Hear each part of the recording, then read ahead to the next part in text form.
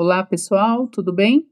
Vamos começar agora o nosso segundo bloco de estudos para o concurso de Mauá. Vamos falar hoje de dois documentos muito importantes. Um desses documentos é a primeira vez que eu vejo cair em um concurso. Eu fui pesquisar, que esse documento aqui, Relatório Nacional de Alfabetização Baseado em Evidências, o RELAB, é um documento super novo, é a primeira vez que eu estudo para concurso a partir desse documento, né, então tive que pesquisar bastante, porque é novo, é um documento muito extenso, com mais de 300 páginas, não tem como saber tudo, mas, né, se a gente pegar as palavrinhas-chaves, se a gente souber que é tudo contra uma educação tradicional, que hoje valoriza-se a educação construtivista, né? O professor mediador, o aluno como protagonista do processo de ensino-aprendizagem, gente, vocês arrasam, vão arrasar aqui nessas questões, tá bom? Então, o documento, mesmo que a gente ficasse 10 aulas aqui, a gente não ia conseguir estudar tudo. Então, vamos começar com ele, depois vamos passar para o Arthur Gomes de Moraes, e depois os conhecimentos específicos, que eu fiz um resuminho sobre cada item que eles colocaram lá no edital para vocês, para ficar bem fácil para estudar, tá bom? Então, vamos lá. Relatório Nacional de Alfabetização Baseado em Evidências. É o RELAB. Esse documento é de Brasília, né, do MEC, Secretaria de Alfabetização, o documento de 2021. Então, vamos lá. O Relatório Nacional de Alfabetização Baseado em Evidências, o RENAB, foi publicado pelo Ministério da Educação, o MEC, em 2021, por meio da Secretaria de Alfabetização, CEALF.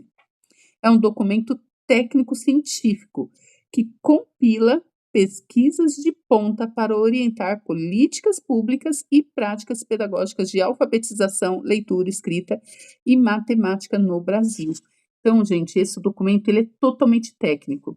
Então, quando você estuda ele, pelo pouco que eu vi lá, ele assim, te dá o caminho de como você alfabetizar uma criança, de como você ensinar a criança a ler, a escrever, né? Então, são práticas, tem sugestões de práticas pedagógicas efetivas, práticas que se concretizaram, que as crianças aprenderam, né? Práticas assim, para consolidar mesmo o processo de leitura, escrita e da matemática, né, com as crianças. Então vamos lá, origem e propósito. O fruto da primeira Conferência Nacional de Alfabetização Baseada em Evidências, o CONAB, de 2019, o relatório visa consolidar o estado da arte, olha essa parte, estado da arte, das pesquisas cognitivas sobre aprendizagem, fornecendo uma base científica sólida para a Política Nacional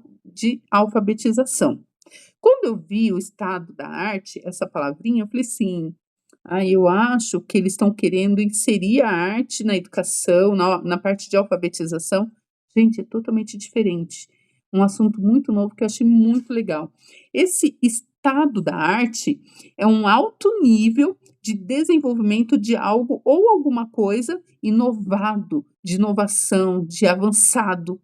Então, relendo aqui, o relatório visa consolidar o estado da arte, visa o desenvolvimento, a consolidação, o mais alto nível de inovação e avanços na educação, né? Então, o documento é feito também uma pesquisa, é feito para elaboração de pesquisa, para, né, dar suporte, né, para orientar as políticas públicas, mas também para desenvolver o ensino-aprendizagem na educação de nível mais alto, mais avançado, tá bom? Então, cadê o estado da arte? O que é baseado em evidências? Então, por que colocou evidências, né? O Relatório Nacional de baseado em evidências. Esse evidências refere-se à adoção de práticas e métodos que passaram por rigorosas avaliações científicas e demonstraram eficácia comprovada no ensino da leitura e da escrita, priorizando as ciências cognitivas, a neurobiologia da aprendizagem. Então, baseado em evidências, é porque eles pesquisaram, adotaram práticas, adotaram métodos, né, rigorosos de avaliação, né, e que demonstraram eficácia, né, uma eficácia comprovada, tá, no ensino da leitura e da escrita. O conteúdo e recomendação, o documento abrange as áreas como neurociência, psicologia cognitiva, formação de professores e avaliação. Ele oferece recomendações práticas para professores e gestores sobre como as crianças aprendem a ler e escrever, visando melhorar o desempenho em avaliações nacionais e reduzir o analfabetismo funcional. Tá? Então, eu acredito que esse documento logo estará assim sendo cobrado em todas as prefeituras, né, em todos os municípios, porque é um documento de referência, né, de alta qualidade. A importância para a educação, a importância educacional, atua como um guia técnico para auxiliar os gestores na formulação de políticas públicas e professores na implementação de estratégias eficazes em sala de aula, focando especialmente nos anos iniciais da educação básica. Olha que interessante, né? Então, o RENAB 2021 funciona como uma bússola científica para a alfabetização no Brasil, consolidando evidências para aumentar a eficiência das práticas de ensino e promover melhores níveis de aprendizagem. Tudo bem, gente? Ficou claro até aqui? Entenderam? Então tá bom. Então, pensou no documento, Relatório Nacional para a Alfabetização, ele serve, né? Ele orienta as políticas públicas, mas também as práticas pedagógicas de alfabetização, de leitura, de escrita e de matemática. Guarda isso, tá?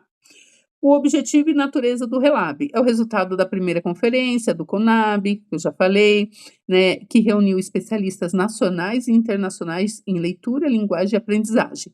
Ele busca, sim, o estado da arte, o estado da arte das pesquisas científicas. Lembrou do estado da arte? Lembra, é o mais alto estágio de desenvolvimento de alguma coisa, aqui vai ser de leitura, de escrita, de alfabetização, né?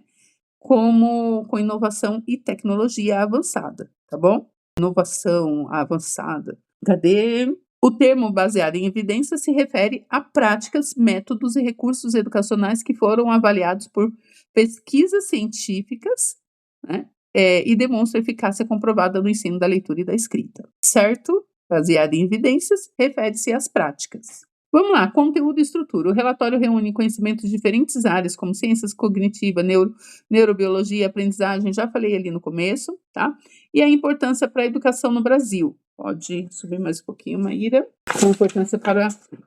O RELAB é pensado como um instrumento de apoio técnico e científico para gestores públicos, professores, profissionais da educação, subsidiando a formação e execução das políticas educacionais nos primeiros anos escolares. Integra as ações da Política Nacional de Alfabetização, PNA, para buscar níveis mais altos de alfabetização e orienta as decisões pedagógicas e estruturais fundamentais em evidências.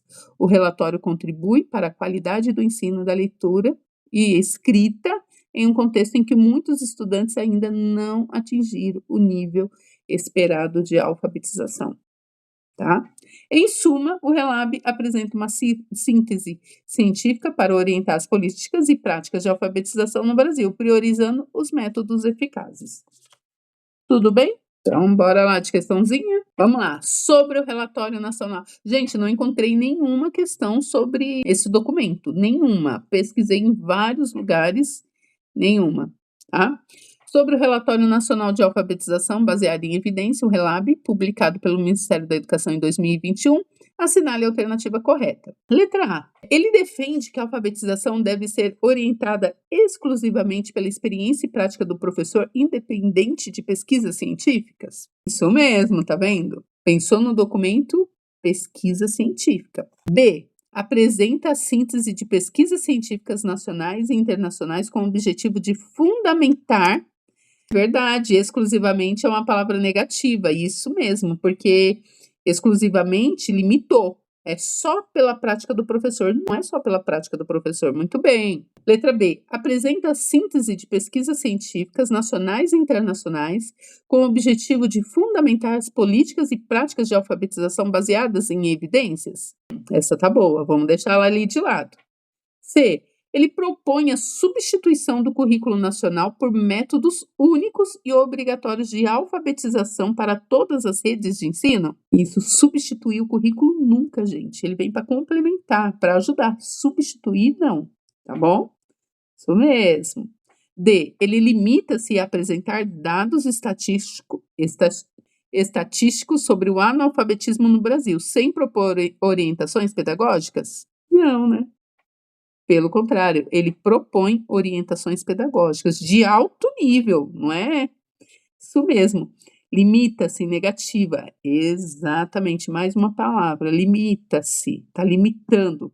É só para apresentar. Esse documento é só para apresentar dados estatísticos? Não, né? Ele apresenta os dados, ele apresenta para formular políticas públicas e é também para orientar as práticas pedagógicas. Então, essa aqui, gabarito, letra B. Está aí, letra B, muito bem. Aí tá a resposta aí para vocês, tá bom? Letra B. Mas você viu que dá para eliminar muita coisa. Para o outro autor, tem alguma dúvida, gente? Alguém quer perguntar alguma coisa? Não? Então tá bom. Agora vamos para Arthur Gomes de Moraes. O Arthur Gomes de Moraes, ele fala sobre consciência fonológica na educação infantil e no primeiro ano, reflexões e práticas. O livro Consciência Fonológica na Educação Infantil e no Primeiro Ano, Reflexões e Práticas, de Arthur Gomes de Moraes, aborda a importância do desenvolvimento da consciência fonológica no processo de alfabetização, especialmente na educação infantil e no primeiro ano do ensino fundamental. A obra articula fundamentos teóricos e sugestões práticas. Ó, tá vendo? Os livros estão vindo tudo assim, não adianta só falar o que é. Tem que dar prática, tem que dar exemplo para a gente, né? De como trabalhar a consciência fonológica, de como trabalhar a alfabetização. Então, a obra articula fundamentos teóricos e sugestões práticas, defendendo que o trabalho sistemático com a oralidade e com a reflexão sobre os sons da fala é essencial para a apropriação do sistema de escrita alfabética. Afinal de contas, o que é a consciência fonológica? Consiste na capacidade de refletir e manipular os sons da fala, percebendo que as palavras podem ser segmentadas em frases, palavras, sílabas, unidades sonoras menores, que são os fonemas. É uma habilidade metalinguística fundamental para compreender o fundamento do sistema alfabético. Então, consciência fonológica, gente, lembra disso. Capacidade de refletir, né, de eu pensar e manipular os sons da fala, tá bom? Então, toda vez que eu falo, eu desenvolvo, né, eu vou perguntando para as crianças, carro, né? Quantas sílabas, né? A palavra a gente coloca numa frase, mas para formar o K, quais letras eu preciso? Então, é manipular os sons da fala. E aí, ele fala que na relação com a alfabetização, Moraes destaca que a aprendizagem da leitura e da escrita exige compreensão das relações entre fonemas e grafemas. Então, vamos lá. A aprendizagem da leitura e da escrita exige a compreensão. A criança tem que compreender a relação de fonemas e dos grafemas. A consciência fonológica favorece a decodificação e a escrita convencional. Então, quando eu ensino, né, toda vez que eu estou falando, desenvolvendo a consciência fonológica, decodificando, então, ajuda, favorece a decodificação. Carro, ro, como que esse ro, né, vai decodificando, vai separando. E a escrita convencional, quando eu peço para o aluno escrever carro, tá bom? O trabalho com sons não deve ser mecânico, mas articulado ao uso significativo da linguagem, tá? Sempre com palavras, gente, do uso do cotidiano das crianças. Não adianta eu ficar ditando uma palavra, falando uma palavra que eles não conhecem, né? Nunca viram. Aí, esses dias, eu falei uma coisa na sala e o menino me perguntou o que era. Não vou lembrar agora, mas eu achei muito engraçado. Depois, se eu lembrar, eu falo. A educação infantil. Cadê? Educação infantil. Na educação infantil, o foco deve estar em jogos com rimas, parlendas, cantigas e poemas, segmentação oral das palavras, brincadeiras com sons iniciais e finais. O objetivo não é antecipar a alfabetização, mas desenvolver habilidades precursoras, né, da leitura e da escrita. Então, quando eu trabalhar com a educação infantil, não é para alfabetizar, não é para a criança escrever, né? Eu vou trabalhar, vou brincar de parlenda, brincar, né, com músicas infantis que fala da letra inicial, da letra final. Então, vou trabalhando essa consciência fonológica. Lúdico, sempre lúdico. A educação infantil, o eixo é por brincadeiras e o que mais, gente? O eixo da educação infantil? Quem lembra? Quem lembra? Eu engasguei com a água. Qual que é o eixo da educação infantil? Quem lembra? Vixe! Alguém quer pesquisar para não esquecer? Estou ouvindo.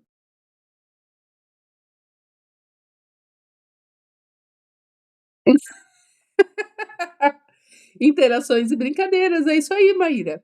A Maíra fica com dúvida, quando a gente não responde, ela fica com dúvida. Sim, mas a gente esquece, né, são coisas simples. O eixo da educação infantil, eu tô aqui com a Maíra, exatamente, são coisas simples, mas que na hora dá um branco. Você fala: "Será que é isso? Será que não é?", né. O eixo da educação infantil é sempre interações e brincadeiras, tá lá na BNCC. Então, toda vez que eu vou trabalhar com consciência fonológica, tem que ser a partir das interações e brincadeiras, tá. Então não é para ficar dando atividade de papel, para a criança escrever a sílaba inicial, não é para fazer isso. Educação infantil é para brincar, interações e brincadeiras, tá. Já no primeiro ano, o autor fala que o trabalho deve se tornar mais incluindo identificação dos fonemas, a relação som e letra, atividade de análise e síntese fonêmica e escrita espontânea com reflexão sobre o sistema alfabético. Viu como muda? Então, na educação infantil, interações e brincadeiras. Já no ensino fundamental, uma parte mais sistemática. E as crianças precisam escrever, sim, porque elas estão aprendendo a ler e escrever. Então, vai identificar os fonemas, vai identificar o som, a letra, as atividades de análise dos fonemas, dos sons, tá? E escrita espontânea, né? Porque a criança vai treinando ali. Prática pedagógica. O autor defende o planejamento intencional, então o professor tem que ter intenção, né, na hora vou desenvolver a consciência fonológica, o que eu quero desenvolver com essa criança, o que eu quero que ela aprenda, então tem que ter intenção, o que eu quero fazer. Integração entre oralidade, leitura e escrita, avaliação diagnóstica contínua, tá? Sempre verificando se a criança está aprendendo ou não. E mediação ativa do professor, né? Você quer ensinar uma criança a alfabetizar rapidinho, gente? É colocar a criança, claro que se ela não tiver nenhum problema, nenhum grau de dificuldade, você coloca ela do seu lado e pede para ela escrever. Um exemplo, carro, né? Aí você começa a mediar com ela. K, como que é o K? Ela vai e coloca a letra K, né? Aí você fala: "Não pode ser essa, o K, o outro K, como que eu formo o outro K? Preciso de 2 letras para formar o K". Você começa a mediar para a criança aprender ali, vai, né: "Ó, olha aqui essas sílabas, né, mostra as sílabas. Olha como que é o K, qual que você acha que é o K?".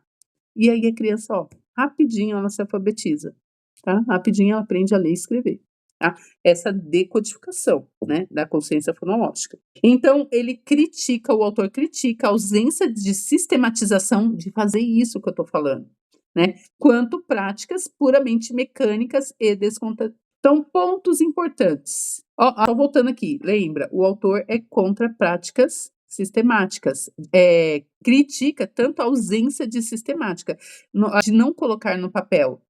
Fala assim: "Não, o primeiro ano precisa colocar no papel, precisa ter a intenção pedagógica". Ou práticas mecânicas, ensino mecânico, ensino tradicional, práticas descontextualizadas, todos os autores, né, são contra isso, tá. Pontos importantes: consciência fonológica como habilidade metalinguística, importância para a apropriação do sistema alfabético, trabalho lúdico na educação infantil e sistematização no primeiro ano. Integração entre reflexão sonora e o uso social da escrita. Lembre-se sempre, atividades significativas para o uso social da escrita, para o letramento. Pensou o uso social? Letramento, tá? Para Arthur Gomes de Moraes, o desenvolvimento da consciência fonológica é condição essencial para a alfabetização, devendo ser trabalhado de forma lúdica, intencional na educação infantil e de maneira mais guarda isso, no primeiro ano tem que ser sistemático, sempre articulada ao uso significativo da linguagem. Tudo bem? Alguém tem alguma pergunta? Não? Então vamos lá, bora de questãozinha. 2025 da Banca IGDR de Itaquá, gente, ó. De acordo com Arthur Gomes de Moraes, na obra Consciência Fonológica na Educação Infantil e no Ciclo de Alfabetização 2016, sobre a consciência fonológica e sua relevância para a prática pedagógica, é correto afirmar que, letra A consciência fonológica é a habilidade de refletir, identificar e manipular os sons da fala, como em jogos sonoros e rimas, sendo desenvolvida gradualmente por meio de práticas educativas lúdicas e integradas, essenciais para a compreensão do sistema de escrita alfabética? Ai, não sei, vamos pensar. Vamos para B. A consciência fonológica é uma competência inata que se manifesta espontaneamente na criança, sem a necessidade de intervenção pedagógica intencional, dependendo apenas do desenvolvimento natural. Ó, tá vendo? Ó, já elimina. Isso mesmo. C. No processo educativo, a consciência fonológica está diretamente relacionada à memorização das regras sistêmicas, fonêmicas. Gente, não, tá errado. Ó, essa memorização a gente já tira, né? E deve ser trabalhada de forma isolada, antes que a criança tenha contato com atividades relacionadas. D. O desenvolvimento da consciência fonológica ocorre apenas, ó a palavra limitando, durante o ciclo de alfabetização e não possui relevância para as práticas pedagógicas na educação infantil, sendo secundária em relação ao desenvolvimento da linguagem oral. Viu? Que questãozinha fácil. Aí você fala, será que eu errei naquela primeira prova de Itaquá? Qual é o gabarito? Gabarito letra A. Muito bem. Ficou alguma dúvida, gente? Não? Tá tudo bem? Então tá bom. Aqui, nessa parte de conhecimentos específicos de professor da educação básica, então quem vai fazer a prova de professor tá aqui. Lá ele pergunta, no conteúdo está escrito assim, que conhecimentos específicos para professor. Você tem que saber o que é alfabetização, tá aqui. O letramento, tá aqui. Então, ó, alfabetização refere-se à apropriação do sistema de escrita alfabética, ou seja, a aprendizagem das relações entre sons, os fonemas e as letras, os grafemas, tá? E envolve compreensão do princípio alfabético, decodificação e codificação e escrita convencional, tá? Depois, o que é letramento? É o uso social da leitura e da escrita. E consciência fonológica, capacidade de refletir sobre os sons da fala. Olha aí, rimas, sílabas, fonemas. E correspondência fonema-grafema, né? Que é isso? Fonemas são sons, grafemas são as letras. É a base da escrita alfabética, né? Essencial para a leitura convencional. E decodificação? Decodificação, processo de converter letras em sons. Habilidade inicial da escrita, da leitura. Em concursos, decodificação é necessária, mas não é suficiente para a compreensão. Então, tome cuidado.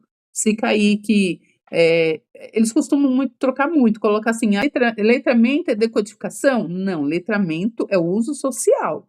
Decodificação faz parte da alfabetização, tá? A criança aprender a decodificar, saber separar, né? Quando eu falo ba, qual letra que eu estou falando? É o B, a decodificação, tá separando, tá bom? Depois que é fluência de leitura, capacidade de ler com precisão, velocidade, entonação, que ampliação do vocabulário, desenvolvimento lexical, que melhora a compreensão leitora, amplia a capacidade de produção textual, está ligada à exposição de diversos gêneros textuais, compreensão leitora em diferentes gêneros. É compreender um texto, envolve identificar informações implícitas, fazer inferências, reconhecer finalidade. Cada gênero exige estratégias específicas, conto, notícia, receita, carta, poema. Então, cada um de um jeitinho, tá? Então, tá aqui, gente, tudo para vocês. O que são gêneros textuais, o que são estratégias de produção escrita, o que é planejamento, escrita e reescrita. Pode subir, Maíra, vou ler tudo, tá? O que é mediação docente, ó. Mediação docente. O que é avaliação formativa, né? É contínua, é diagnóstica. Lembrando, são 3 tipos de avaliação: diagnóstica no início, formativa no meio e somativa ou reguladora no final. Falei errado, gente. formativa ou reguladora, né, no meio do processo, e somativa no final, tá? Então, sempre, ó, pensa na somativa, é sempre no final, para somar as notas, somar o que o aluno aprendeu, tá bom? Formativa para formar durante o processo e diagnóstica no início, tá? O que é um portfólio? O que são as sondagens? O que são registros de progresso, tá?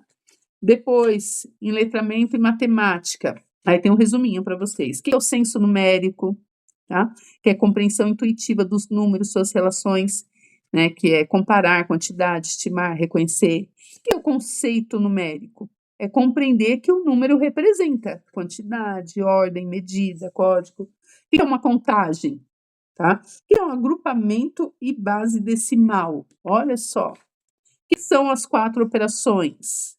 Que são resolução de problemas simples, raciocínio lógico matemático. E aí, coloquei um outro resuminho, componentes curriculares e objetivos de aprendizagem, os campos de experiências da educação infantil, integração em habilidades, prática pedagógica, gestão da sala de aula, o que são planos de aula, o que são sequências didáticas, o que é a organização do tempo, do espaço, estratégias de disciplina positiva, ó, baseiam-se em respeito, diálogo, estabelecimento de combinados, disciplina positiva, não é disciplina português, matemática, é disciplina positiva, disciplina de sala de aula, tá? Então, sempre com respeito, diálogo, estabelecimento de combinados, mediação de conflitos, uma rotina escolar equilibrada, né? Precisa contemplar momentos de concentração, momentos de movimento, interação, descanso e atividades diversificadas. Eu tô com o primeiro ano lá, gente, que tá me deixando de cabelo em pé, porque eles não param.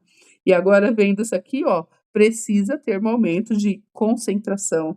Aí, claro, de movimento tem que estar sempre trocando de atividade, porque eles perdem o foco rapidinho, né? Interação tem que ter um momento de descanso e de atividades diversificadas. E depois, projetos disciplinares, inclusão e práticas baseadas em evidências. Um resuminho completinho aí para vocês, né, estudarem no final de semana, na sexta, tá bom? Quando vocês puderem aí. Mas deem uma lida nesse documento, né, para você ter certeza do que é, o que não é.